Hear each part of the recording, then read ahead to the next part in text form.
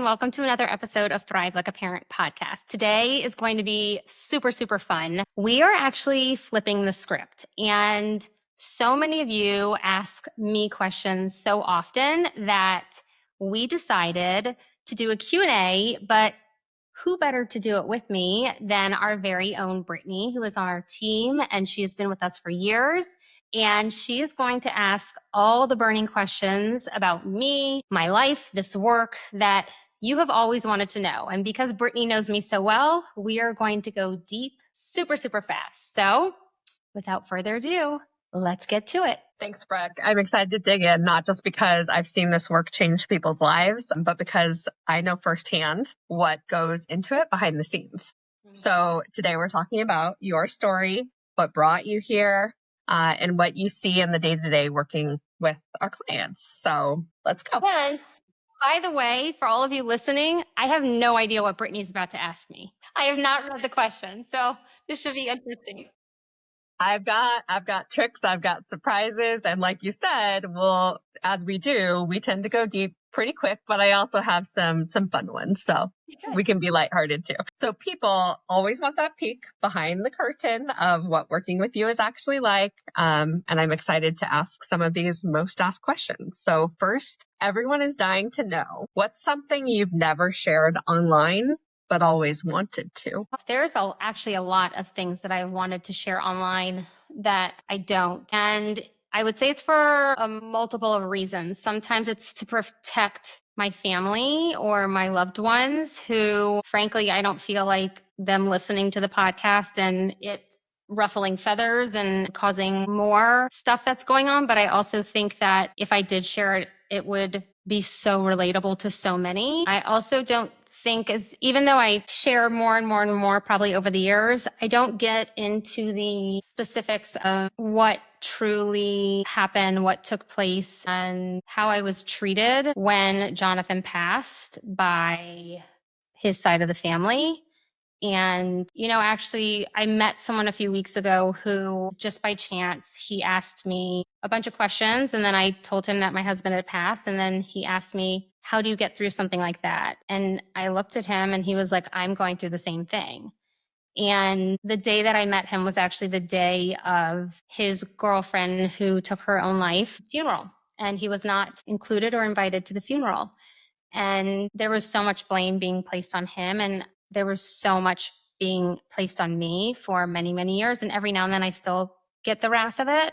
And I think that it's extremely difficult to have gone through that, to be taking care of my children, building a business, managing my own grief and struggles while not having any physical or mental or emotional support from any type of family. And I think that a lot of people can relate to it, but sometimes I shy away from it because my intention is never to hurt anyone, but my reality is my reality. Absolutely. And I've shared with you before, I mean, it hurts my heart because I too know a lot of people where this has happened to them, and kids have lost dads and women have lost their husbands. And not to saying it's just, men, but like whenever we share on our platforms about, like you often do a dad's week every week, like it's just so important. And I hate that I know people where when you say the stuff that you don't want to share, but is so relatable, I literally know people where it's like, that's their story too. Yeah.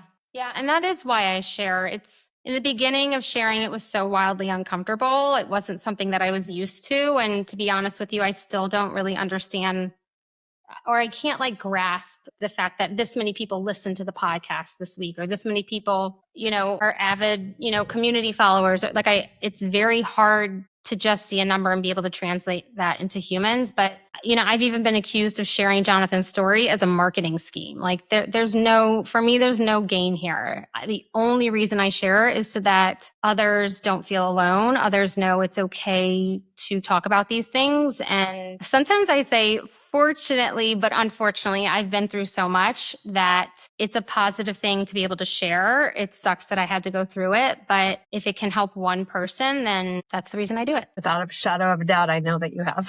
Like you said, unfortunately. Thank you for answering that. Mm-hmm. So have you ever regretted posting something? Yes. Oh my gosh. Yes. Sometimes I look at the things that I posted years and years and years ago And they felt so aligned for me then. And I look at it and I cringe now. And I'm like, oh, I can't believe I did that. Like, it's just not who I am now, I guess you could say. There was also a post that I posted many years ago. It was me laying in a beanbag, hysterically crying. You may have already heard this story, but it was probably my lowest of low. Jonathan was away seeking help at an inpatient facility. We had just gone on lockdown. I had never been a solo parent in my life. I was trying to build this business and I had like the weight of the world on me. And also at that time, like in the very beginning, the first few weeks of COVID, none of us knew what the heck it was or if we were going to survive this. Like we had no idea in the very, very beginning. And I just literally broke down and was hysterical, like boo-hooing in this beanbag upstairs in the kids' playroom. And Charlie thought it was like the most opportune time to take a picture of me. And I moved through all of that emotion because that was the moment that I realized I cannot do this alone. Like I finally waved the white flag and I was like, I need help. Like there's no humanly way possible. I can keep going and doing all this without any help. And I then subsequently ended up hiring my first nanny who was amazing. And I shared about it, but I processed it before I put it out in the world. And as soon as I posted it, I had people saying, are you okay? Like people who know me well, they're like, that post is scary. You shouldn't be posting that. And it made me have like a major freak out of like, oh my gosh, should I have posted that? And then I finally realized like, this is again, my truth.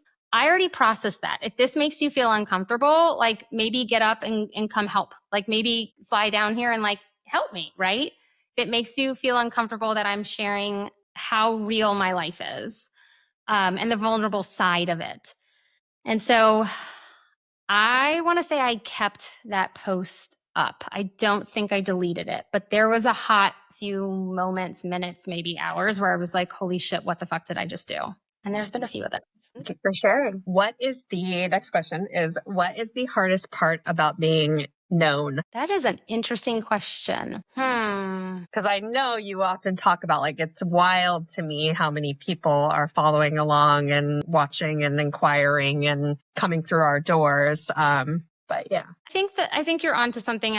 I would say the hardest part for me is that tangible piece is I don't get to know everyone. I don't get to meet everyone. I don't get to know everyone's stories. Of course, I read DMs and I read comments and things like that, but it is so hard for me to be able to just be sitting behind the computer and not be able to be in a room and feed off of that energy of getting to know everyone else because everyone else's stories matter. At the end of the day, I am a regular human who has decided to embark on this journey of sharing my life and also supporting individuals along the way with our expertise of what we do. And I would say that disconnect is probably the hardest piece for me. And one of my favorite pieces is when people notice me and they come up and say hi. Because then I get it's just like, I look at them, I'm like, thank you so much. Like, thank you so much for saying hello because it helps me put a name with a face. I met someone last week at where the kids practice batting at baseball. And she gave me like immediately went in for a hug.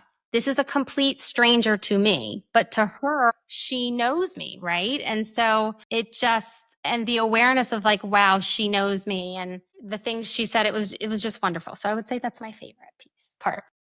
I love that. Well, your business has certainly grown a lot over the past, handful of years. And like we're talking about, there's things that you look back that you posted that you cringe at now.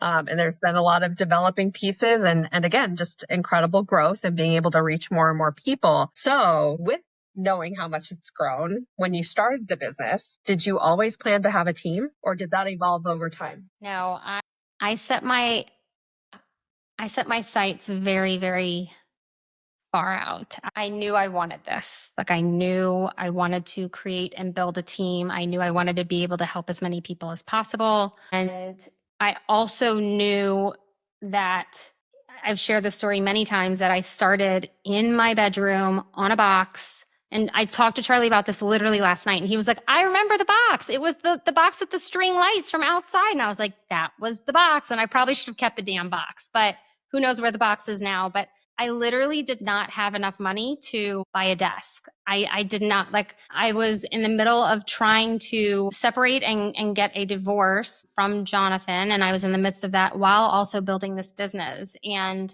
taking care of a lot of things that I had not taken care of on my own yet or before, because I went from grad school right into living with Jonathan, and then we bought a home and he managed a lot of the household things. And I knew that living on that box and doing every single piece of the business, like every single piece, was not sustainable for me, as well as also being a parent. And so very slowly I started making a list of things that I didn't particularly love doing in the business, in terms of like the back end or this or that, or like, what are the things I love in the company and what are the things I dislike or wouldn't prefer to do. And so I just started offloading those very, very slowly. And as we continued to grow, I kept offloading, and we've grown our team, and we've had people come in and out, and we've expanded and contracted with the needs as we expand. And then we get to that growth period. And so we may not need as many anymore. So it's been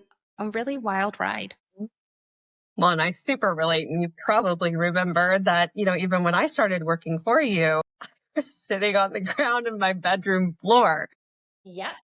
And I remember one day you're like, can we get you a desk? Brittany, I literally was going to send you one, and you had shown me a picture of your chair, and you're like, guess what? And I was like, no way. Because I was literally like, we got to get that girl off the floor. That's so funny. And now you have a desk and a chair and a whole setup. Yep. So also being a woman show, and the support that you knew you wanted to provide and that we continue to provide, you knew that you couldn't be that for everyone. Like, there just wasn't any humanly way possible, but you also weren't willing to compromise this model that you had built and what you really believed supports people in like an astounding way. Yeah, we do things differently than I would say others do it, in terms of when we commit to a client, we are committing to them 24/7. Now, if we're asleep, they clearly understand that we are asleep, but there is no way to shift and change and repattern and do the work that is necessary in order to improve and go in an upward trajectory of your mental health if you don't have the amount of support that we give, which is 24/7 support, because that's when real life happens. So I knew that if we were going to be able to do this and give our clients that level of support, there was no humanly way possible that I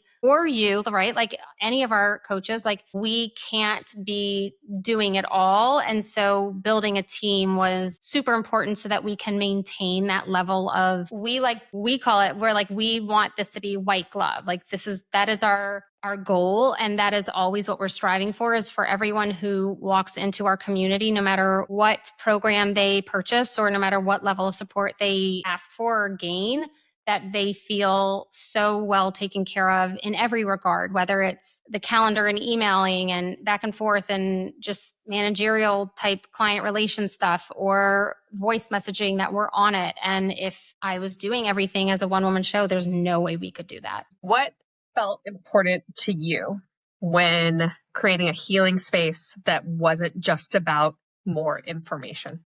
That's such a good question. The most important thing to me for this space that is not just about healing and more information is trust and honesty.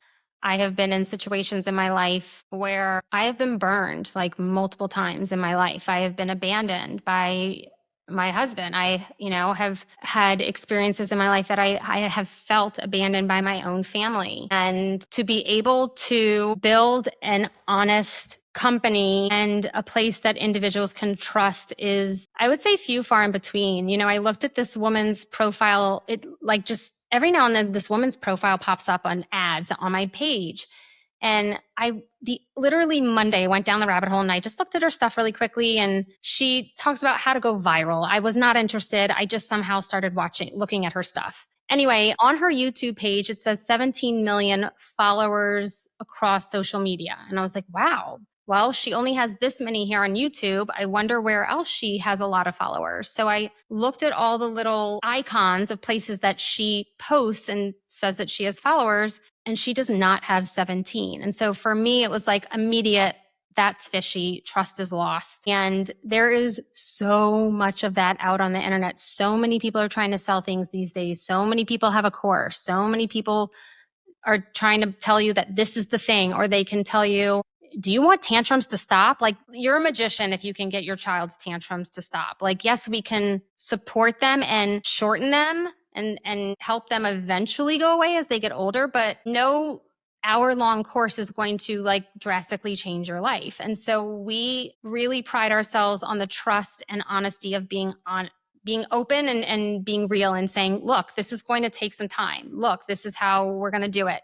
If we do it too fast, your brain's going to go haywire. Anyone can sell you anything, but we're going to tell you the truth, because I, again, know what it's like to feel burned, or I know what it's like to feel like you're being taken advantage of. And that is the last thing I want. I believe that trust and honesty and integrity is your word. And so that's, I would say, how we run the company as much as possible. Absolutely. You always say, and I have some thoughts on this too, but you always say healing doesn't happen in isolation.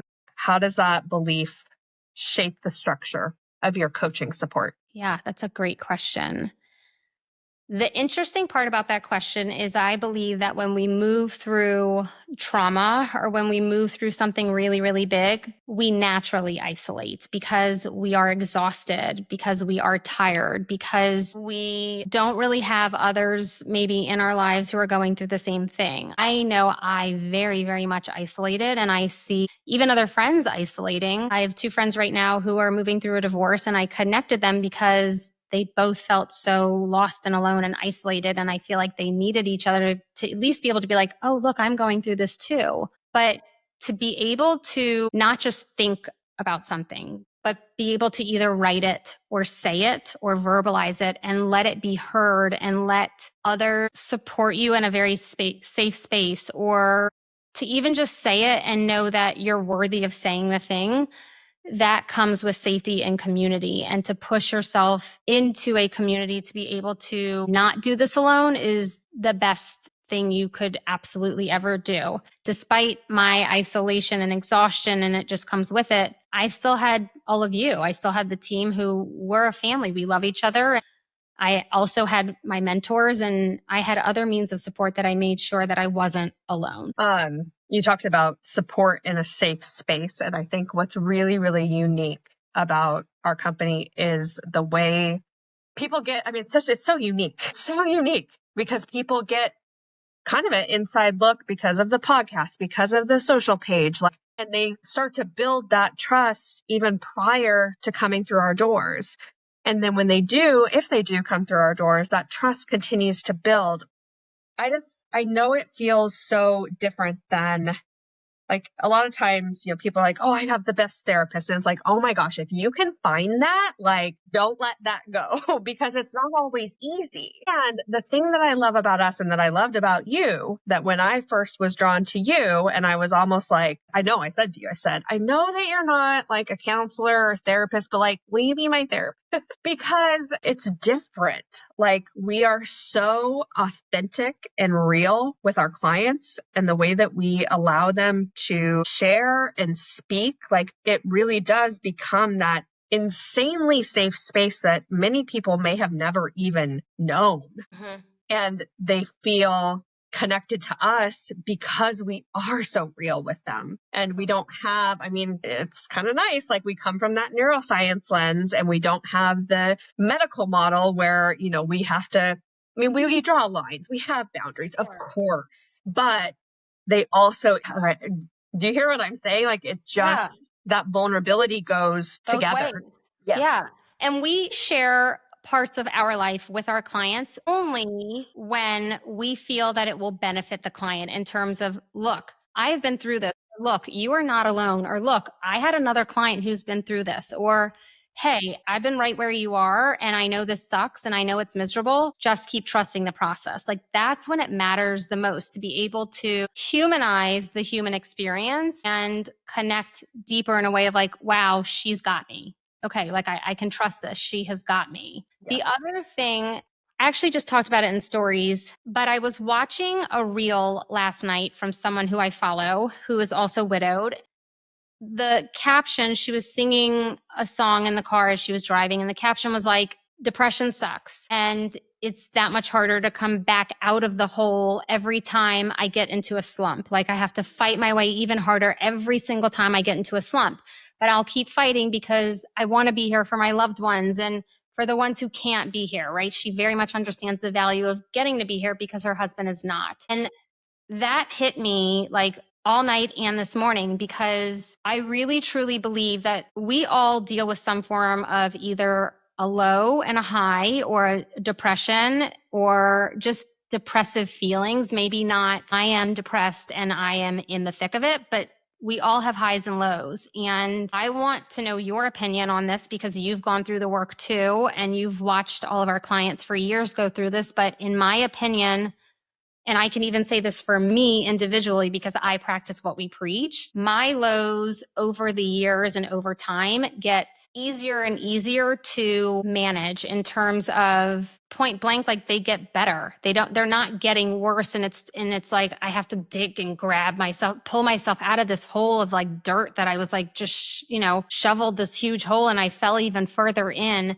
It's not as heavy. It's not as hard to get out of the hole, and it doesn't take as long. And if you are going that route where it's getting worse and worse and worse, what that tells me is that the support you're getting is not the correct support. It should, if you understand your brain and your body and your nervous system and how to support your nervous system and move through the hard emotions and support yourself through the hard emotions, it should. And what I've seen from our clients, and that's where I want to hear from you, is I've seen that it gets better, it gets easier, it gets lighter, it gets less, like it's less time moving through those dark holes. Absolutely. Absolutely. And, it's a common thing that we say a lot, but those lows, there's such a different understanding or perception of them before you have all this information. Like you truly feel like something is seriously wrong with me. Like should, send me away. Like something is wrong. I'm broken. Yeah. I'm crazy. Like I'm really damaged. I need fixing. Like you said, like send me away. Like this is not good. Yep. But I really related too to the shortened timelines too, because what's different is a lot of people, and not everyone, but I can speak to a personal experience, like would shove the hard stuff down, or just as a very spunky, happy-go-lucky kind of person, like I didn't like feeling that. And so, I would feel it for a second and I'd have those lows of like, oh God, there's something seriously wrong with me. But then eventually I would go, get through it. But it was because I was like, well, I'm better now. Like, that was silly. That was silly. And it wasn't silly. Yeah.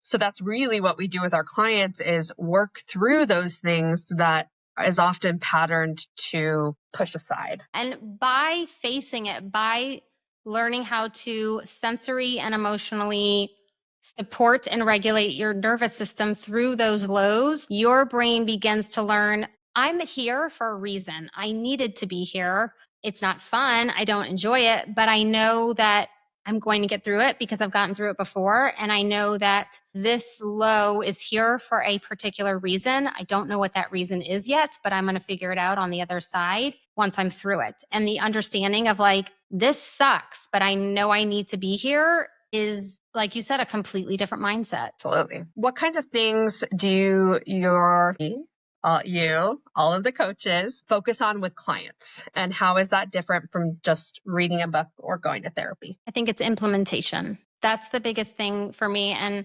honestly, I don't know if I've been able to articulate that till now of like, what is the thing? What is the difference? When I first started this work, there were not many people, and I'm not saying I'm the godfather or I'm like, there's no like ego here when I say this, but when I first started doing this work, not many people were talking about your nervous system. Not many people were talking about sensory and emotional regulation. I even started in the world of discussing like burnout and exhaustion and overwhelm because those were the words and language that everyone, like the status quo population, knew, right? Layman's terms. And one day I was just like, F it. And I like flipped a switch and I was like, we're talking about low registration. We're talking about seeking. We're talking about avoiding. And I think we brought our community on a journey of like, come along with us, trust us enough to like be like, oh, what's she talking about now? Like, oh, what does this mean? Oh, wow, I haven't learned this information before. And so I would say that we really help them not just learn the information, because now you can watch tons of reels and be like, that's a symptom, that's a symptom. Oh, like, yep, that's me, that's me. But inside the walls of our community, what we really do and what is different is that we help you implement and we help you pattern and we help you practice so that when you're finished or when you're graduating and you're flying, away from the nest, I have these tools that are absolutely naturally taking place in my life and they are naturally showing up for me. And I know that I will live like this for the rest of my life. That's what we want for our kids. And I would say that's the difference, is the implementation. Mm-hmm. I even had, just as an example, a moment last night where it continues to show up for like you just said, for the rest of your life. For the rest of your Last life. night I was, in a space where the sound, like at the dinner table, I live with 3 boys, 1 man, my husband, but they're my wood men. One grown boy. And it was just so freaking loud. Like I just couldn't even, and there wasn't like anything, there was an argument Weston had a tantrum prior to the dinner table, but as and Mike he was the one there first and he was handling it. And so I let him handle it. But then even when all 3 of them came to the table, I was just in a spot where I was recognizing where I was at, which was up here. And the noise was sending me over the edge. Again, they were just talking like boys, like loud and proud. And I was like, Braxton, I need you to go get the headphones upstairs. And, I put on these bright green kitty whatevers. And, Mike could even see it too, because I've learned to communicate so much through all of this as well, that he's like, I see what's happening with my wife right now. And, did what he could to support me. He took on a lot of like the bedtime routine stuff, because he knew just like something's going on with her. She's there. She's not trying to be a bee. She's just trying to, sensory hold it sensitive. together. Yep. Yeah, I had a moment like that the other night. It was just one of those days where it was like compounding. Like I just had a hard day and I felt frustrated and angry. And I recognized at the end of the evening, like I didn't snap at the boys. Like I didn't scream at them. I didn't get pissed off. I just knew I was in a funk. I let them know I was in a funk and I got through the day and I took care of me. And that is not what I would have done 5-6 years ago. No, exactly. I would have not had the tools. But the coolest part about that is that I recognized that, which means that it naturally happened. It wasn't something that I had to like focus in on and be like, hold it together, hold it together, hold it together. You know what I mean? And that's what this work does. We want it to be natural so you don't have to think about it, so that your brain is wired to not jump into action of fight or flight and stop, drop, and roll like there's a burning building. We want your brain to be able to maintain or manage the stimuli that is coming at you in a really healthy, beautiful way that supports the rest of your family. Yeah. And what's cool, because we've been talking about too, how the lows or those moments can shorten in whether it be intensity or time frame.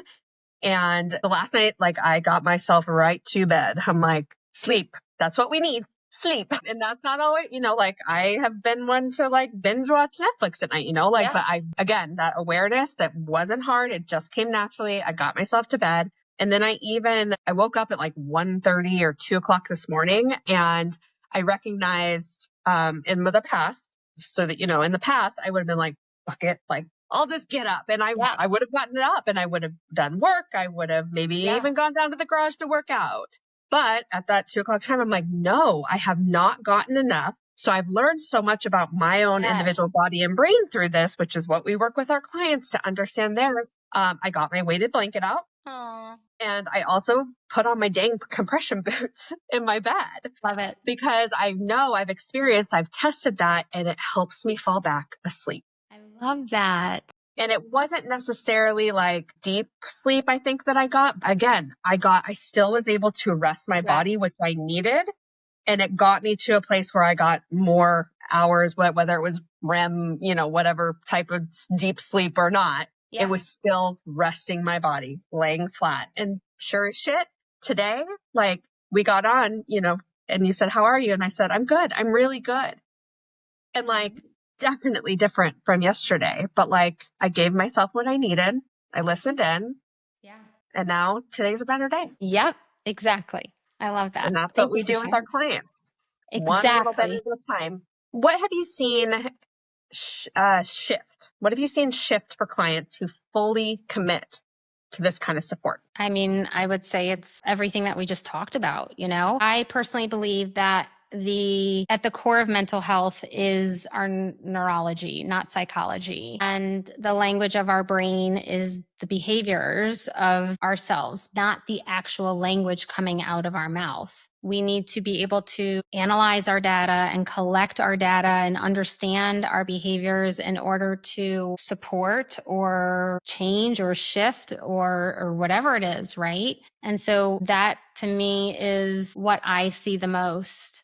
We could go in, we've gotten novels, like emails that are basically novels, right? From our clients of explaining how their lives have changed. We hear all the time how their partnerships just get so much stronger and rise. We hear that they never thought they could be in this place. We hear that they thought that they could never have a life like this, or they never thought they could feel this good. And that is what our why. Like that is the reason why we do this, is because once you understand it, it is not that hard to understand. The implementation is the hard part. But everyone, in my opinion, has a right to understand their own nervous system. Everyone has a right to understand their own brain, their own body, and be able to support themselves. And everyone has the right to the mental health that they so desire. Mm-hmm. For someone listening right now who's on the edge of burnout or isn't sure that they should reach out, what would you want them to know? I think the hardest part is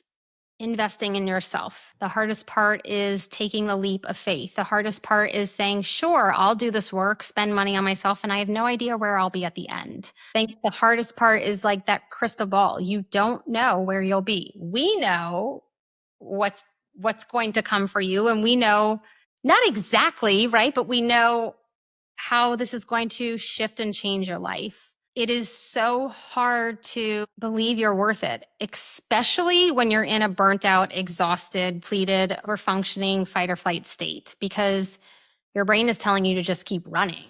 To think about financially investing in yourself when you need the new couch, or when the kids they both need new, baseball gloves, or those tax bills are coming up, or you really would like to go on a vacation. I always say, like, what is the point of all of those things if you're not enjoying any of them? Like, you can sit on the new damn couch, but you're probably going to be in the same state, right? And it is scary, but it is, and you have to believe that you are worth it too. Right. I sometimes look at individuals when they're thinking about doing this work, and I say, look, if you don't think that you can be in a place to trust me and trust this process, then this is a waste of your time and money. Right. Because they do have to allow themselves to trust the process and trust us to guide them. We don't do the work. They do the work. They are the ones who make the shifts and changes, but we are the ones that guide them there. And that requires a lot of trust. I think something I would say to someone too is that if you have that connection, like if you followed along for a really long time, or maybe you just found the page, but it like instantly there's a connection.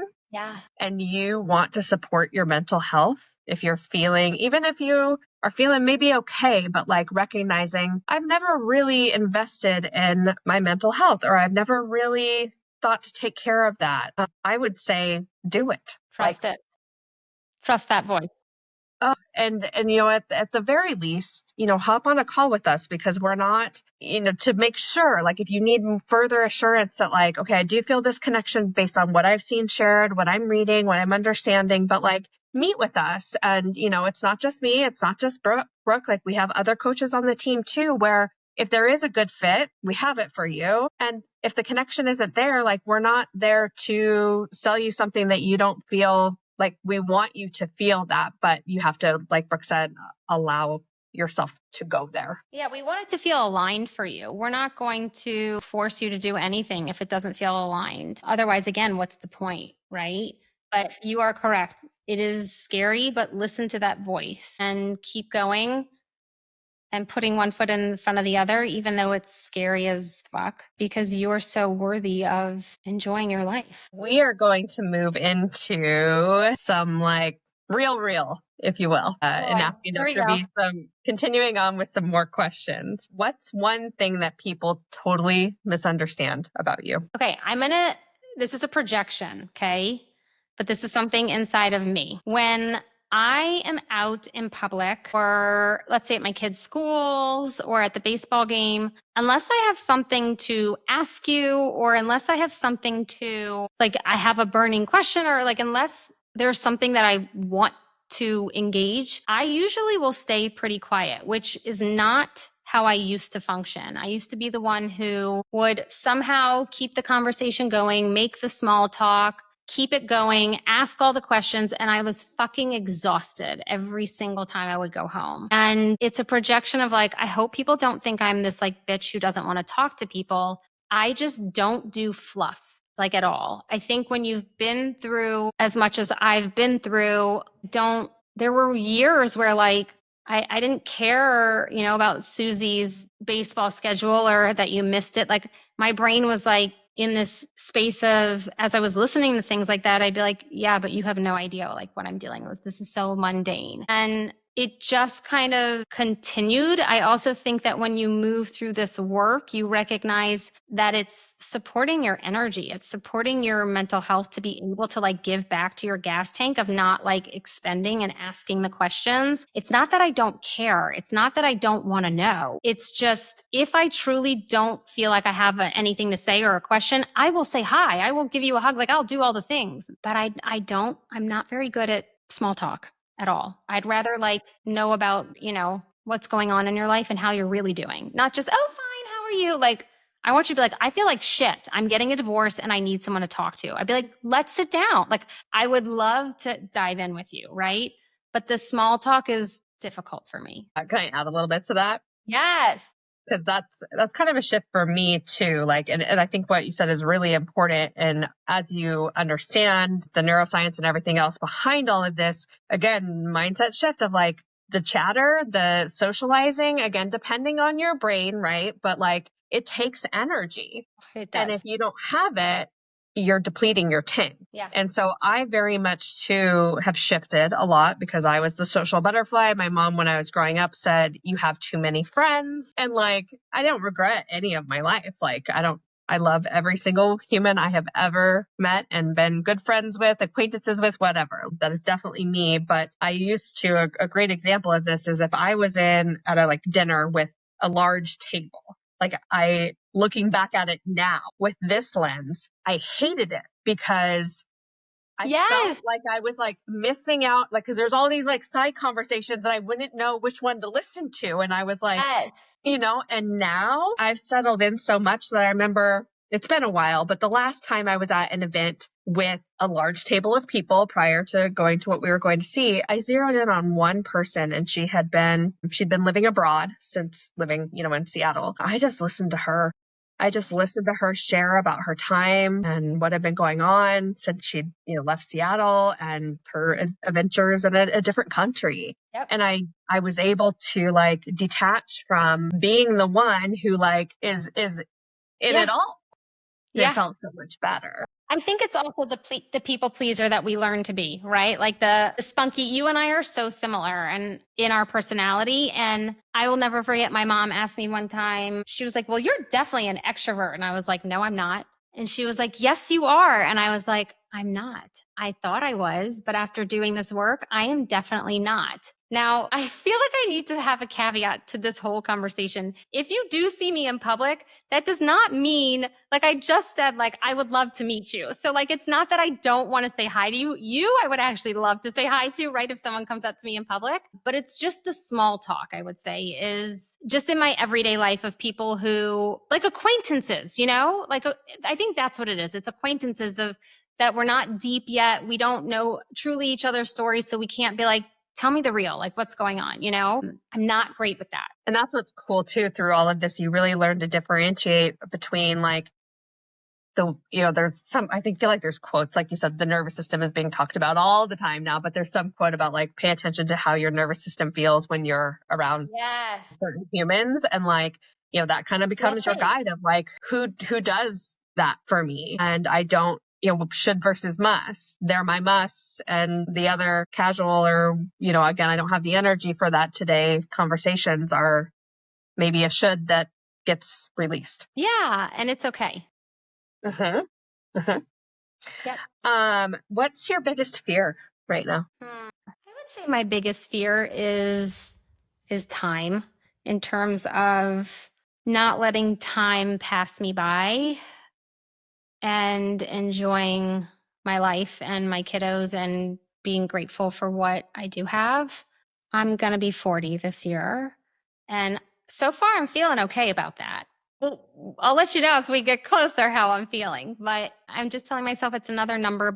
25, 26, and 27 were really hard years. I cried every year of my birthday. And I was like, how did I get here? Like, how did I already get through a quarter of my life? Like, how did I get here? And I think I was such a gas pedal and such a seeker for most of my life that I was ready to get to the next phase and ready to get to the next phase. And I was like, I don't like this phase. I want to get to the next. I don't like this phase. I'm ready to do this. I'm ready to do that. And now it's fear of just having enough time with my kids and being able to enjoy that time, because the older the kids get, the faster it keeps going. Great. Thank you. Uh-huh. I have got a surprise for you, and you may not agree. It's going to go into kind of our next set of questions, but you may not agree with what I'm going to present here, but I actually kind of really think that you will. Song that I believe is the story of you and Carter. And like Charlie said on a recent podcast, your son, Charlie, said Carter was definitely a solution for mom. And I'm going to play it because it's more fun, but we'll see how the audio picks up or not. If not, I have the lyrics pulled up too, so may just have to read them. But very much you, very much a part of your and Carter's story. Again, we'll see how this audio goes. We may need our tech guy to overlap it. We'll But link it in. Texas what? Texas Man by the Chicks. Oh, what's Texas happening? Man. He's actually from Memphis, but I love it. And then Brooke, I'm a little bit more travel. And that, I mean, it just keeps going. Let's see. It says, if I'm not too much for you, then sign me Yep. up. Got the strength I do, then sign me up. Mhm. I love it. You're very right. Because the So, way to my heart is through my mind. He was very, and you're right. He's got to have patience. And he did. I love that. Thank you. That's so you're cute. welcome. You're I'm going to welcome. share it with him. Good, too. Love. So that's leading into my next kind of set of Okay. topics. And I'll go slow, but like that good kind of keeping me up all night. I So love it. love, sex, and relationships with Dr. B. Okay. What's your love language, and how has it shaped your relationships? That's a great question. I actually don't think I knew my love language when I was younger. I think I need verbalizing that, like, we're okay. I think I just need like reminders and physical touch. It does not have to be intimacy. Physical touch is different than, right? Like actual intimacy. But when I was with Jonathan, Jonathan was not a hand holder. And before I understood any of this information or did this work on myself, what I told myself was, okay, he's not a hand holder. Like, he loves me, and I'm going to accept that he's just not a hand holder. But by me doing that, I recognized that I was dimming the part of me that needed and craved something for myself within a partnership. Everyone wants to feel loved. And I think the feeling of physical touch, like Carter, like just resting his hand on my knee when we're at a baseball game every now and then, or walking while he's holding my hand, or, like putting his arm around my shoulders. That to me just reminds me like we're good. I'm okay. And there's a safety in that for me that I had no idea I wanted, needed, or longed for until I finally allowed myself to do this work and recognize what are my needs. Yep, we're very similar in that regard. Mine is physical touch as well. And boy, does Mike know it. I'm like a koala. I love that. And I think too, for anyone listening to this, if your love language is personal touch, I find that you get more back when you give. So like I try to give Carter physical touch too, or grab his hand or brush his back or things like that. like grab his waist or, things so that it's reciprocated and it's just like a natural flow of like, we're both always like, I got you. Great. Mhm. Letting them know, like being able to recognize that that's a need of yours Yes. and being able to express it in a way where it's not being needy or Yes. even koala-esque, I suppose. Yes. Mike understands, and I understand that, Mike isn't necessarily physical touch for him. Cause he very much needs his space in a lot of regard. So, but we've worked together to like, we have the understanding of who each of us is as a human and make sure that we support each other and what each other needs in any given moment. So how do you keep intimacy? Because you talked about physical touch with, like not being intimate, but how do you keep the actual intimacy alive as a mom? As a mom, I think the way that we keep intimacy is we both truly work on our connection first. And I'm never worried about our intimacy because it naturally comes. But if I don't feel connected, and if most women don't feel connected to their partner, they're not going to be interested in intimacy. And he and I both work really hard to make sure that we're both committed to the relationship. We both are putting effort into the relationship. We're both checking in with one another. We're both supporting each other. We're both listening to one another. And that's not to say that our relationship is perfect. No relationship is perfect, right? We have our bumps along the way, but communication and connection for us is key. And then intimacy is very natural. But if we feel disconnected, then that's a whole different ballgame for intimacy, I would say. That would be effort. Yeah. And I think that's incredibly common, that if the connection isn't felt. So, I mean, I guess, do you have any tips for how to listen to one another or how to reach that point where I'm feeling disconnected from my partner? What can I do? I truly feel like it's a choice. I truly feel like it's something that both parties have to choose in terms of we are going to make effort and put energy into our relationship. A relationship it's not a job. Like, I don't want to say that, but the amount of time and energy and effort it takes is like another job, right? Because if you just let it go to the wayside, that is actually what will happen. It'll go to the wayside and you will put everything else, job, kids, friends, family, all the different things above your relationship. Carter and I have been very intentional with making time and energy for ourselves and in a way putting our relationship first and making sure that we both give effort. If one of us wasn't giving effort, that would feel icky, right? That it wouldn't work because one would be like, I'm over here loving you, but like we need to like actually like show up to the party, right? So both giving effort and both giving energy to the relationship is really, really important. I would say that's easier said than done, especially when you're in the thick of diapers and blowout diapers or dinners at the last minute, or like it's easier said than done. I would say the reason that it works with Carter and I is because we were very intentional from the beginning, as well as I have been in a relationship that was disconnected. I have been in a relationship that it was one-sided. I have been in a relationship that lacked intimacy. I have been in a relationship that lacked communication and that there was resentment and anger. Like, I've been in a relationship that wasn't functioning well. And when that song says like take the time and be patient, it was like very forceful in like taking time and being patient for us to really build foundational layers. And I didn't even tell anyone, like, publicly, not like I'm this, big public person, but I didn't tell the community or anyone that I was dating Carter until like 2 years in, because I wanted us to focus on us first and not get caught up in anything other than focusing on us. Yeah. Yeah. And, you touched on some things too that I think is really helpful for people to hear, that like it's considering, especially, and I don't want to say just especially as parents, like a relationship is work no matter whether you have kids or not. But when you are in the thick of it with children, like it happens. It happens. Having a conversation with your partner, like something that, like, that's why you married them. Like, you wanted to be around them all the time, but now you just are lacking the energy to even say goodnight sometimes. And so knowing that, like, it's okay if you're there and recognizing that you're there is, again, no shame in that either. And then it's just a matter of when and how you want to make the choice to, in just little bits at a time. Like, how can we set something that works for both of us where we can work on us and work on our connection? So thank you for sharing all of that. Okay. What's something about motherhood that totally caught you off guard? So kind of shifting gears to mom life. Something about motherhood that A lot totally caught me off guard. It's fucking hard. Like, I don't know what else to say. It is fucking hard. Motherhood is hard. Obviously, what caught me off guard is doing it mostly alone. But I would say that's not something that everyone can relate to. What I would say that caught me off guard is that I do not like imaginary play.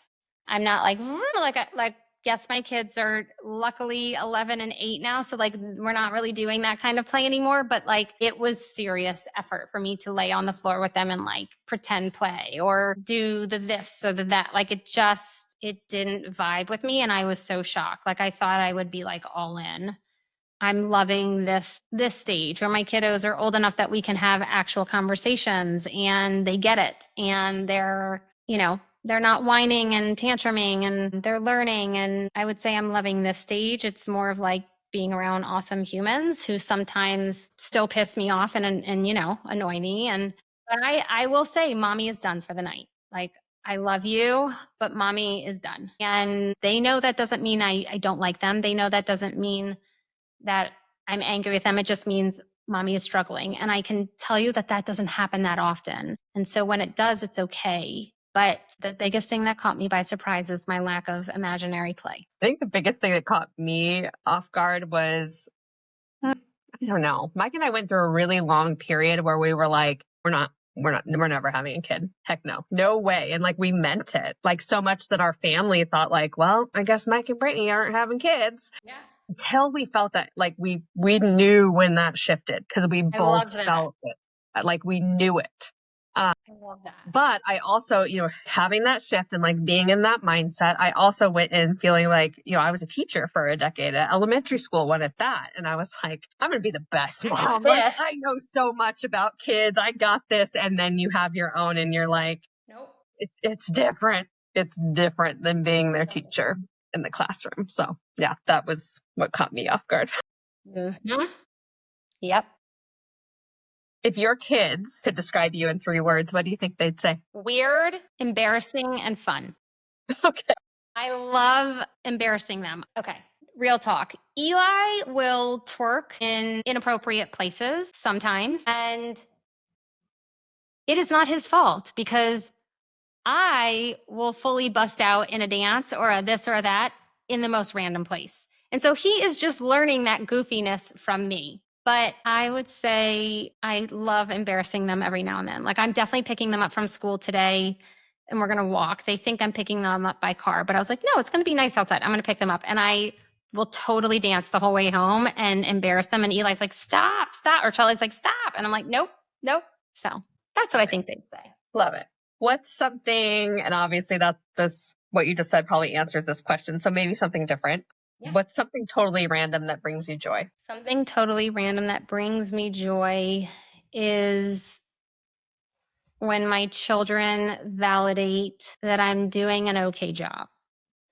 I tell myself that at the end of the day, and I've built that trust within myself. And I think this work very much gives you that. But Charlie said the other day, you're better than an okay mom. Oh. And I was like, I'll take that.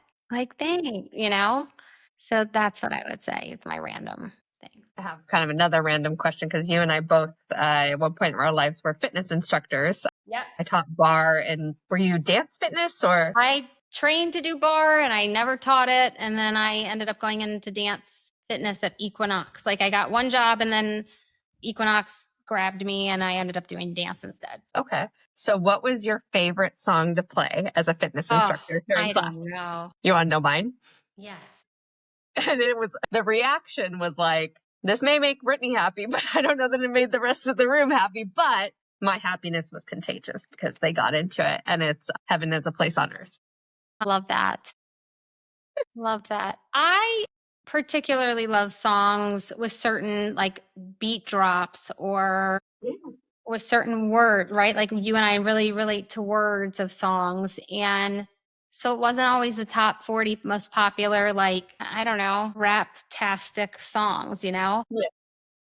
I chose the songs based on what felt good. I love that. Agreed. What's one thing you do for just you? No camera, no kids, no business. Yeah. Work out every day and get massages. I do for me.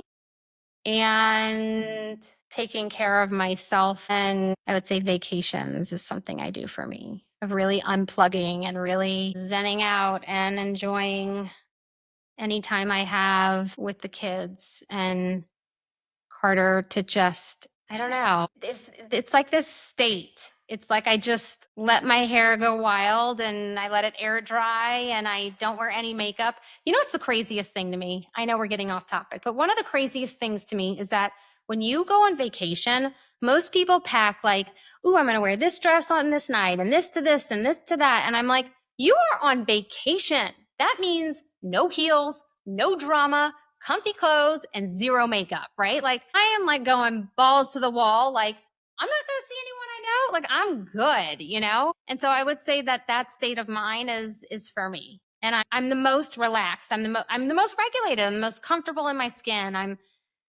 the most fun. And yeah. Yeah. We go to a certain lake every summer that's just like our special place. And it's the easiest thing for me to pack for because I'm like, I know exactly like I'm not going to wear that, shawl, like beachy shawl. Like I'm going to be in board shorts and my swimsuit the entire time. Yes. And even last time we went last summer, it ended up unfortunately being like rainy while we were there, but it was still warm because it's in Eastern Washington. And my favorite, like my uniform while we were there was a sweatshirt and my bikini bottoms. And I was like, this is the freaking life. No pants. The life. No pants. Pants are overrated. Yeah.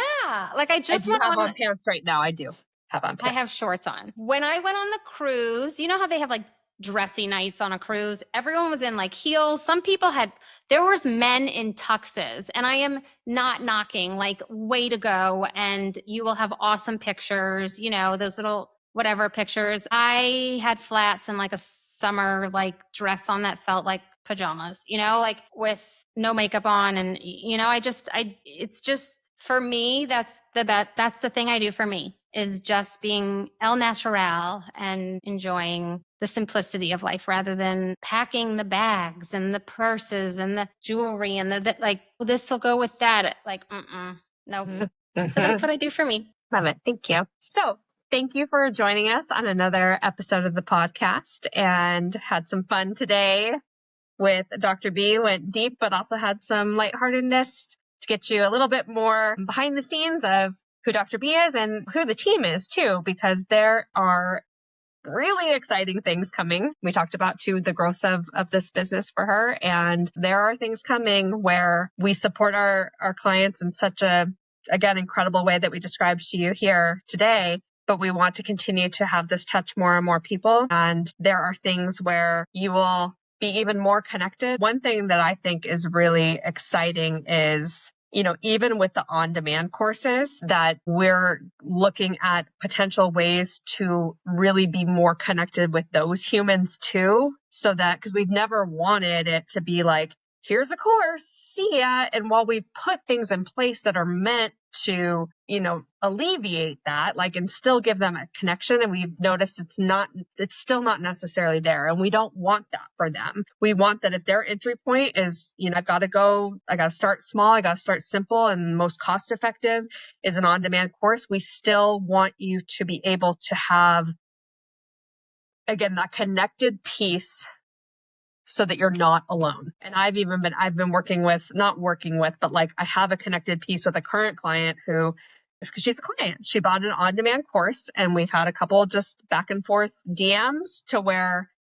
it's a reminder knowing how important it is that we get to work with these humans in some capacity. Like you even said at one point that you miss that being the face-to-face, that like that disconnect is really, really hard for you. And so again, we can't be everything to everyone or in all places at once, but we continue to, and on the horizon is refining this ability to like make that disconnect. I don't know if I want to say non-existent, but like for those who walk through our doors, they'll feel that connection regardless of the way that they journey through. Yeah, even greater. That's what we're longing for.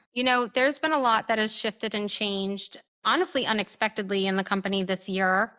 And these are shifts and changes that while we did not anticipate, they were shifts and changes that actually needed to happen. And we've been talking about them happening for a really long time. And I think there is this new re-energized vibe with all of us that we are so excited. We are so happy to be here. We are all working so incredibly hard, and there's so much good that is coming.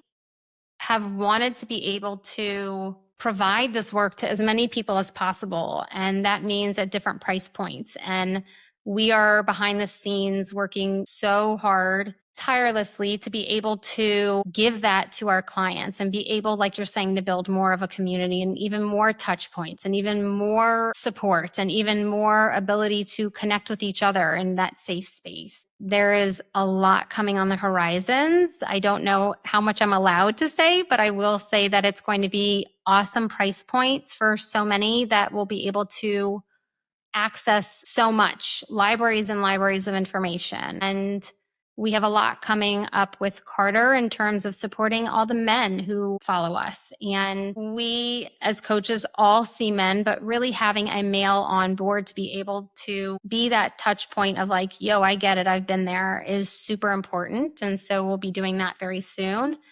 And just continuing on more and more and more. Our goal is for everyone to understand this information. And we feel like, again, I said this in the beginning, but everyone has a right to understand this information.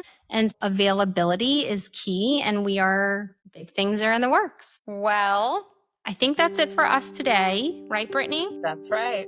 Brittany, thank you for interviewing me and picking my brain. It was kind of nice to have someone ask me the questions and me be able to feed the answers. So I loved it. We will definitely do it again. And unlike Carter, who didn't know your sign-off, messing with you, Carter, I will say for us, until next time, XOXO, Dr. B and Brittany.